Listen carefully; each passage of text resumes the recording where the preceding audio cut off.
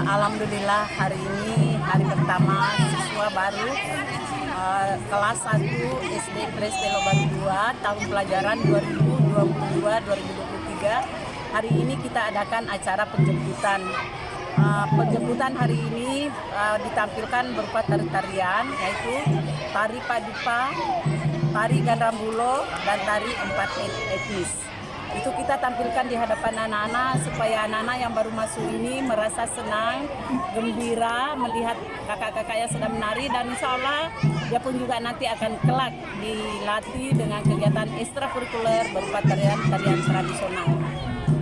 Kan pertama adalah masa orientasi sekolah atau masa pengenalan lingkungan sekolah. Jadi selama 3 hari itu diadakan acara orientasi sekolah. Jadi anak-anak datang ke sekolah didampingi oleh orang tua siswa, tapi yang anak-anak yang masuk ke dalam kelas, orang tua siswa menunggu di luar.